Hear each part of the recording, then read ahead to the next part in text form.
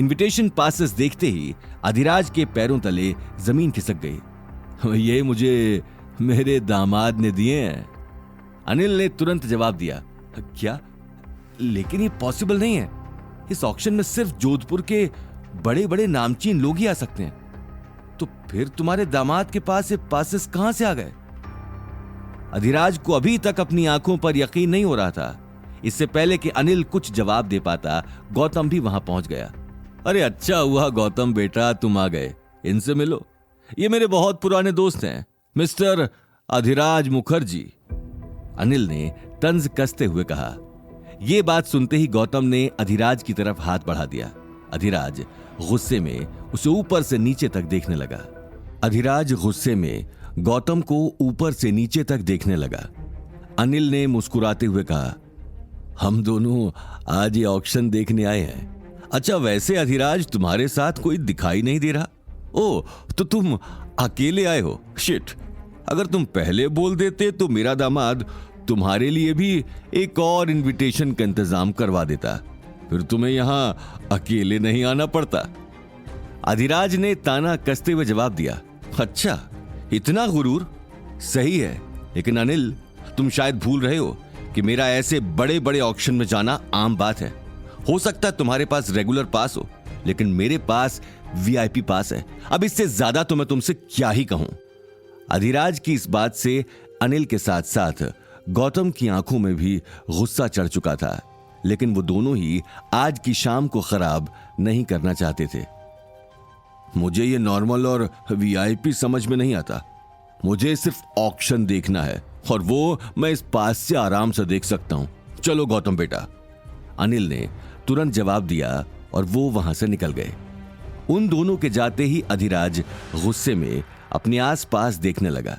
वहीं अधिराज से बात करने के बाद अनिल ने जैसे ही अंदर जाने के लिए नजर उठाई तो उसे बहुत सारी लाइंस दिखाई दी, जहां हट्टे कट्टे सिक्योरिटी गार्ड्स हाथों में गन्स लिए सभी की चेकिंग कर रहे थे। गौतम, यहां तो सच में बहुत बड़ी लाइन है। मुझे लगा इस पास के साथ तो आसानी से एंट्री मिल जाएगी। अनिल ने अपने सर से पसीना पोंछते हुए कहा, अरे डैडी जी डोंट वरी, हम इन सारी लाइन से नहीं उस लाइन से जाएंगे। ये कहते हुए गौतम ने गेट की वीआईपी एंट्री की तरफ इशारा कर दिया, जहां सिर्फ इक्का दुक्का लोग ही खड़े थे। अनिल ये देखकर हक्का बक्का रह गया, लेकिन इससे पहले कि वो कुछ कह पाता, गौतम उसे अपने साथ उस लाइन की तरफ ले गया। वहीं अधिराज को अनिल की वीआईपी लाइन में जाने की बात हजम नहीं हुई, और वो भी गौतम और अनिल का पीछा करते हुए वीआईपी गेट की तरफ पहुंच गया। वीआईपी गेट पर पहुंचते ही गौतम ने गार्ड को पासेस दिखा दिए, लेकिन इससे पहले कि गार्ड उन दोनों को अंदर जाने देता, अधिराज बड़े घमंड के साथ वीआईपी गेट के पास पहुंच गया और अनिल और गौतम को साइड में कर गार्ड को अपना इनविटेशन दिखाने लगा। ये लीजिए मेरा वीआईपी पास, अधिराज ने एक अलग ही घमंड के साथ कहा और अनिल को देखने लगा, लेकिन पास देखते ही गार्ड्स ने अधिराज को धक्का देकर साइड कर दिया। ये देखते ही अधिराज के साथ अनिल और गौतम भी शॉक्ड रह गए। आखिर ये हो क्या रहा है? तुम लोग जानते भी हो कि मैं कौन हूं? अधिराज ने गुस्से में कहा। यस सर, अच्छे से जानते हैं, लेकिन यहां बदतमीजी नहीं चलेगी और आप इस गेट से अंदर नहीं जा सकते।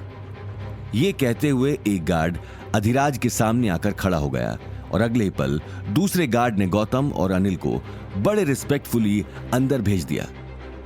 क्या मैं अंदर नहीं जा सकता? तुम्हारा दिमाग खराब हो गया है। और वो दोनों अंदर कैसे जा सकते हैं? अधिराज ने गुस्से में पूछा। सर, उनके पास गोल्डन वीआईपी पास है, इसलिए उन्हें अंदर जाने दिया, और आपके पास सिर्फ वीआईपी पास है, इसलिए प्लीज आप उस लाइन से जाइए। गार्ड ने सीधे शब्दों में जवाब दिया। ये बात सुनते ही अधिराज के पैरों तले जमीन खिसक गई। उसे एक पल के लिए अपनी आंखों पर यकीन नहीं हुआ, साथ ही वो अनिल के अंदर जाने की बात को भी पचा नहीं पा रहा था। आखिर इन फकीरों के पास इतने महंगे गोल्डन वीआईपी पासेस आए कहां से?